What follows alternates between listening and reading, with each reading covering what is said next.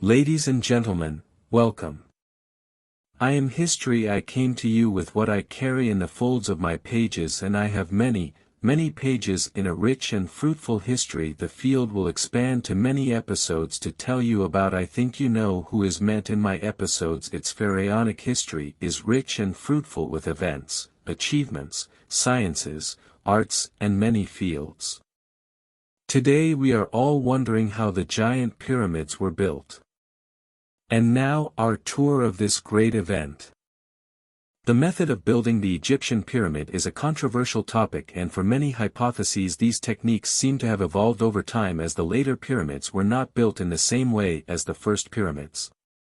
Most of the construction hypotheses are based on the belief that huge stones were carved in quarries with copper chisels, and then these blocks were pulled out and lifted into position. The differences mainly concern the methods used to move and place the stones.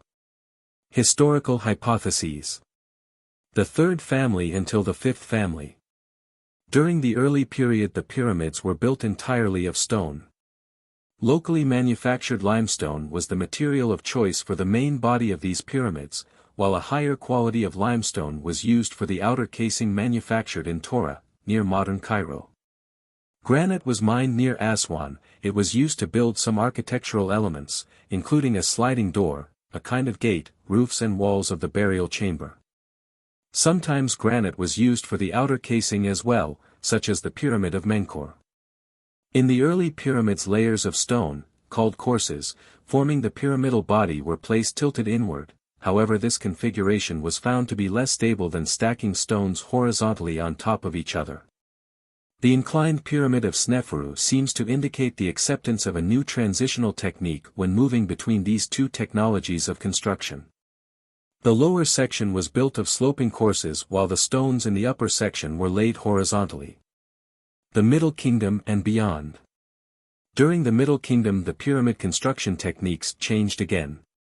Later pyramids were often built on top of natural hills to reduce the volume of materials needed in their construction.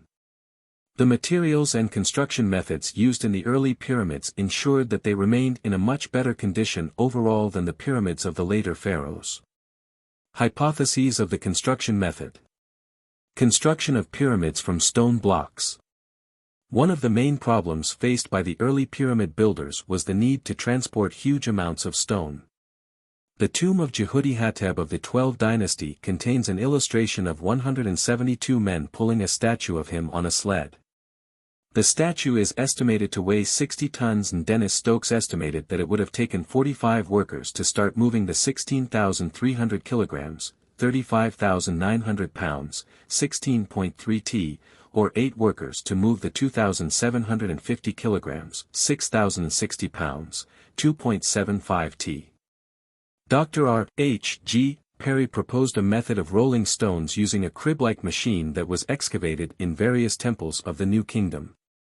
4 of these objects can be installed around the block of stone so that it can be easily rolled.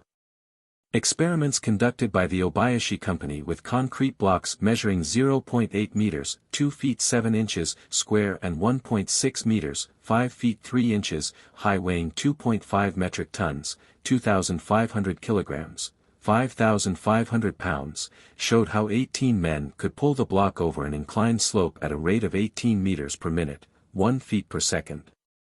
This idea was previously described by John Bush in 1977 and is mentioned in the concluding notes section of the Vitrovio book, De Architectura, where a similar method of transferring irregular weights is described.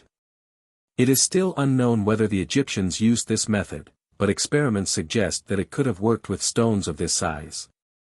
Egyptologists generally accept this for the 2.5-ton blocks mostly used, but disagree on the methods used for blocks over 15 tons and blocks of 70 to 80 tons.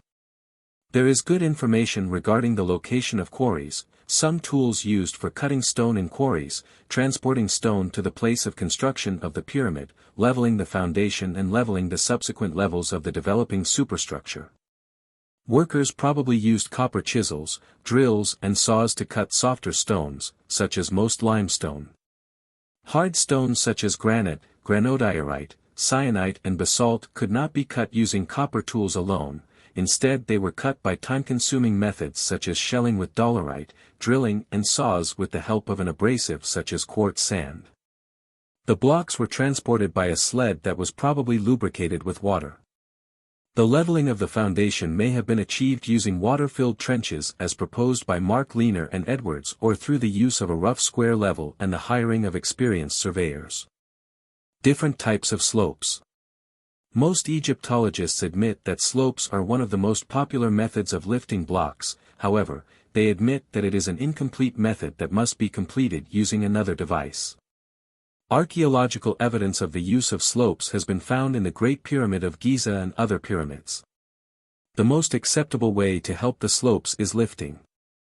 Archaeological records provide evidence of only small slopes and inclined bridges, and not something that could have been used to build even the majority of the pyramid. The hypothesis of Jean-Pierre Houdin, internal slope. Houdin's father was an architect, who in 1999 thought up a construction method that seemed to him more logical than any existing method proposed for the construction of the pyramids. To develop this hypothesis, Jean-Pierre Houdin, also an architect, gave up his job and began to draw the first computer-aided architectural model of the Great Pyramid. His scheme involves the use of a regular external slope for the construction of the first 30% of the pyramid with an internal slope that takes the stones beyond that height. The stones of the outer slope are then recycled into the upper floors and thus explain the puzzling lack of evidence for the hypothesis of the existence of slopes. The hypothesis of concrete with limestone. Materials scientist Joseph Davidovits has claimed that the modules of the pyramid are not carved out of stone, but mostly a form of concrete limestone, and that they are molded in a way that resembles modern concrete. According to this hypothesis, soft limestone with a high kaolinite content is mined in the valley south of the Giza Plateau, and then the limestone is dissolved in large basins fed by the Nile until it becomes a water slurry. And lime, contained in the ashes of cooking fires, and nitron, also used by the Egyptians for embalming, are mixed. The puddles are then left to evaporate, leaving behind a wet, clay-like mixture. After that, this wet concrete is transported to the construction site, where it will be packaged in reusable wooden briquettes and in a few days will undergo a chemical reaction similar to the processing of concrete. It is suggested that new blocks can be put in place on top of the old ones and pressed. Tests to prove this theory were carried out using similar compounds at the Geopolymer Institute in northern France, and it was found that a crew of 5 to 10 working with simple hand tools could mass on a 5-ton structure in a few weeks. He also claims that the famine painting along with other hieroglyphic texts describes the technology of stone agglomeration. Novice Pyramid Building Experiment. In 1997, Mark Leaner and construction worker Roger Hopkins conducted a 3-week pyramid construction experiment for a television episode of the Nova Show. They built a pyramid with a height of 6 meters, 20 feet, a width of 9 meters, 30 feet, and a volume of 162 cubic meters, 5,700 feet 3, that is, it weighs about 405 tons. It was made of 186 stones weighing an average of 2.2 tons. 12 quarrymen carved 186 stones in 22 days, and the building was erected using 44 men. They used iron hammers, chisels and levers. But Leaner and Hopkins conducted experiments on copper tools, noting that they were sufficient for manual labor provided that an additional labor force was available to constantly return the old tools. They estimated that they needed about 20 additional men for this maintenance.